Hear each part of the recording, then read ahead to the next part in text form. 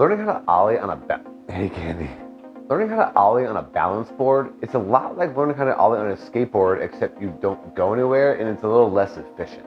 The success of this trick actually depends on what type of board you have, because some boards like this, like an actual skateboard deck, lend itself better to the popping and the kicking motion, whereas some of the boards back there are a little bit heavier and they won't go as high.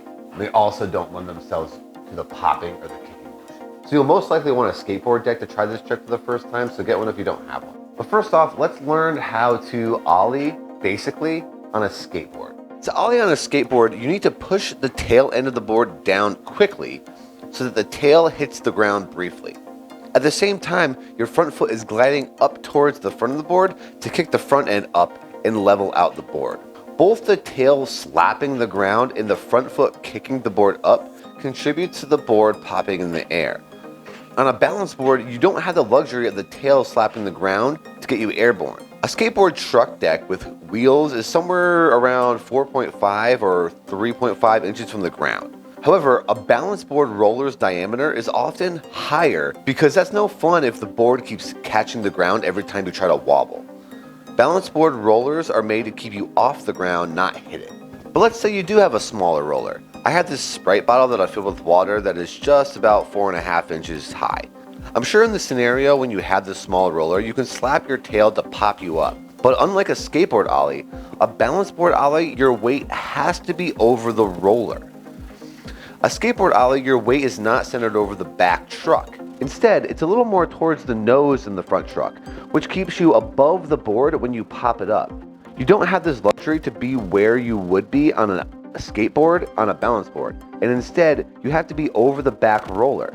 This means that if you try to ollie on a balance board the same way you would ollie on a skateboard, the board might get away from you or you'll just fall off. With your weight being slightly back, you don't want the board to get too close to vertical because of where your weight is, you won't be able to get back on top of it and it'll get away from you. Instead, you need to quickly employ the second way your board gets airborne, the front foot kicking the board up method. So, to ollie on a balance board, here's the setup. Squat down on the board with your tail end just peeking out over the outside of your roller. Your weight has to be centered over the roller. Step 2 is begin to jump. Step 3, around halfway through your jump, so you haven't left the ground yet, around a quarter squat position, keep pushing down with the tail foot, but start sliding your front foot towards the nose of the board aggressively. The jumping motion is what gets you airborne, and you want to start jumping before you start manipulating the board, but it all happens very quickly. Compared to a skateboard ollie, a balance board ollie is a little quicker and less efficient, but it's possible. I would actually suggest learning how to ollie on a skateboard first and then how to hold a steady position on a balance board. I hope this video is helpful for you to try to ollie on a balance board, but let me know in the comments if you have any concerns or questions and I'll try my best to answer them. And consider subscribing if you want more long drawn out answers to how to do random things. Thank you and good luck.